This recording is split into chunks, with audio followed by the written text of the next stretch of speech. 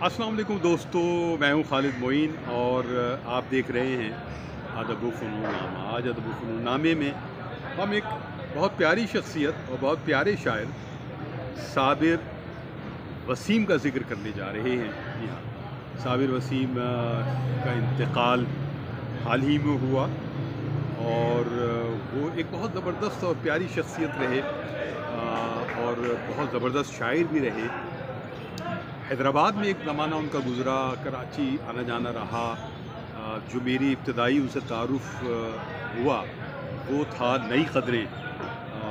नई क़दरें के हवाले से उनका कलाम छपता था। उसके अलावा सीप में साबिर वसीम तबसरे करते थे और उनकी शायरी भी छपती थी सीप में, नसीम दुरानी साहब का रिसाला।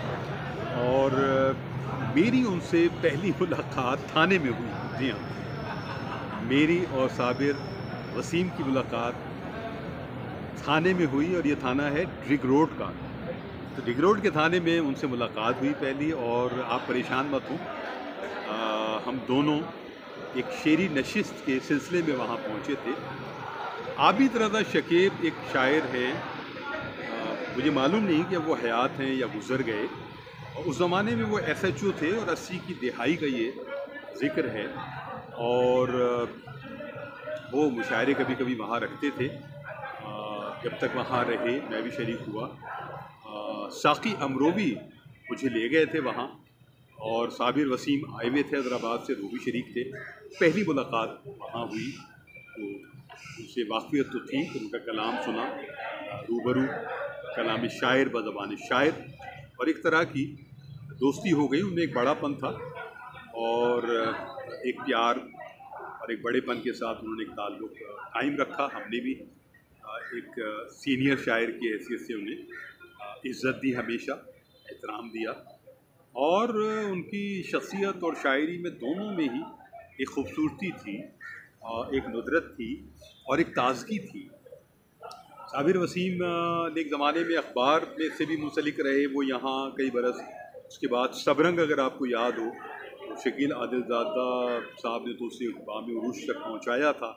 सबरंग पाकिस्तान का सबसे ज़्यादा छपने वाला, सबसे ज़्यादा पढ़े जाने वाला डाइजेस्ट रहा, जिसमें अदब की बहुत गहरी आमेज़िश रही। उसके बाद फिर जब वो बंद हो गया और फिर दोबारा निकला तो रफ़ीक अहमद नक्श और साबिर वसीम, इन दोनों ने मिलकर उस सबरंग को निकाला। फाइनेंसर कोई और साहब थे और वो कुछ अरसे निकला, उसके बाद बंद हो गया। तो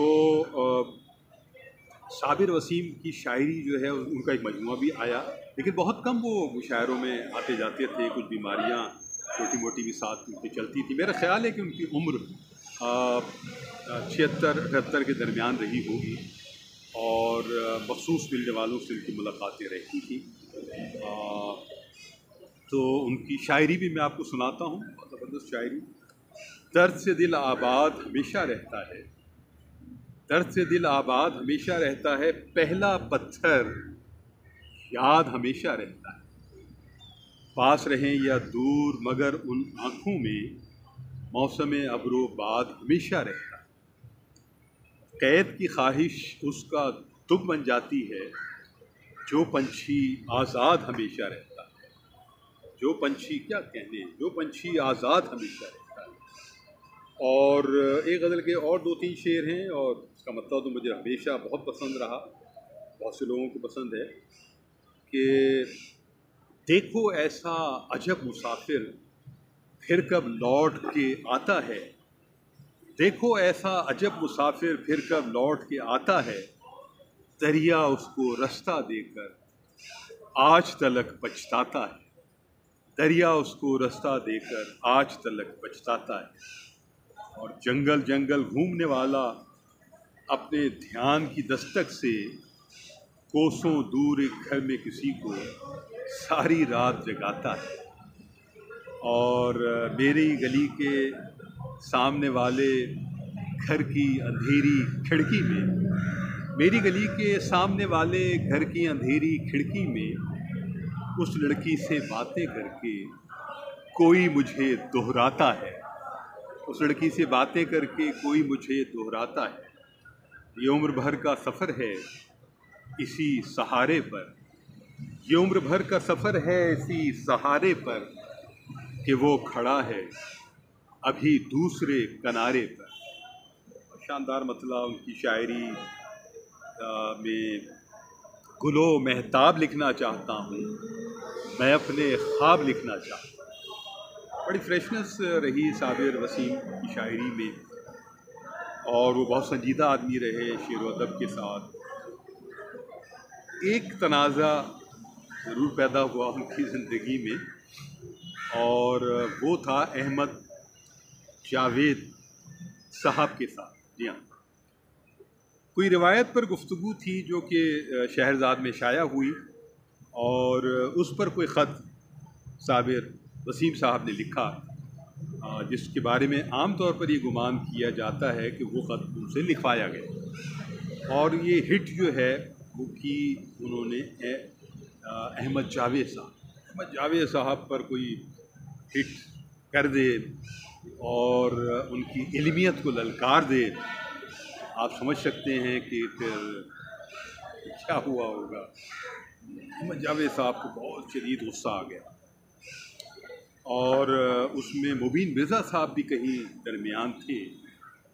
और जब उन्होंने शहरज़ाद में ही एक खुला ख़त लिखा अहमद जावेद साहब ने, ये अहमद जावेद साहब वही हैं जो सारा शगुफ्ता के पहले शौहर नामदार रहे।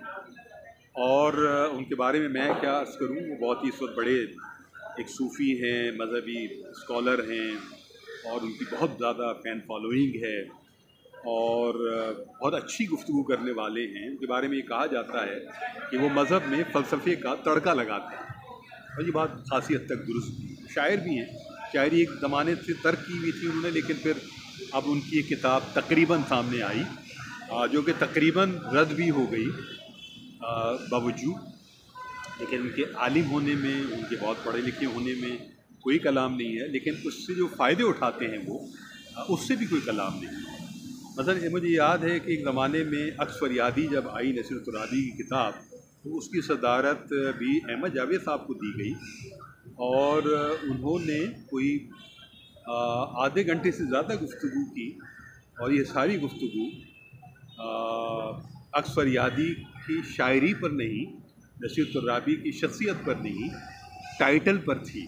जी हाँ, तो मतलब ये वो कहीं भी रवा हो जाए तो सुभान अल्लाह है।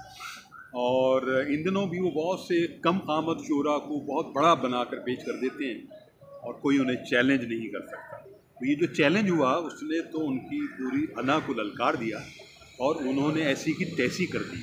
आप यकीन जानें, वो रिसाला एक अरसे तक मेरे पास रहा शहरज़ाद का, फिर कोई ले गया, फिर वापस नहीं आया।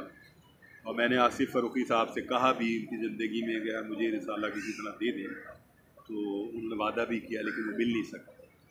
तो उसमें उन्होंने ऐसी की तैसी की, साबिर वसीम की तो की, लेकिन मुबीन मिर्ज़ा की बहुत बड़ी ऐसी की तैसी की उन्होंने, और तकरीबन उन्हें जाहिलों की फ़हरिस्त में लाके खड़ा किया, और बाकायदा मुदल्लल अंदाज में गुफ्तगू की उन्होंने, और दोनों की ऐसी की तैसी की। और साबिर वसीम की ज़रा हाथ हल्का रखा ये कह कर के ये तो इस्तेमाल हो गए।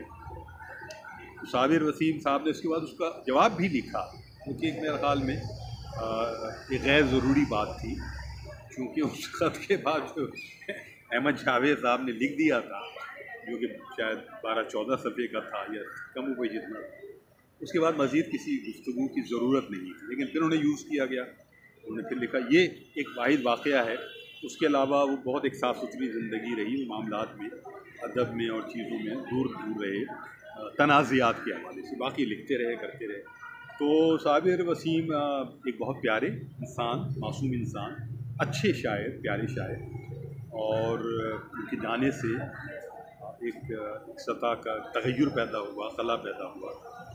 दुआ है अल्लाह उनकी मग़फ़िरत फ़रमाए, और उनकी शायरी का एक अहया हो, दोबारा वो सामने आए, और उनकी किताब जो कि कलाम उनका बाकी है, उनकी जो बाक़ियात है वो भी सामने आए, और जो उनका मजमूआ छपा है वो भी सामने आए। बस यहाँ खालिद में उनको इजाज़त दीजिए। अपना और अपने बाप का ख्याल रखिए। अदब व फ़नून नामा ज़िंदाबाद। पाकिस्तान फाइनल। खुदा हाफ़िज़।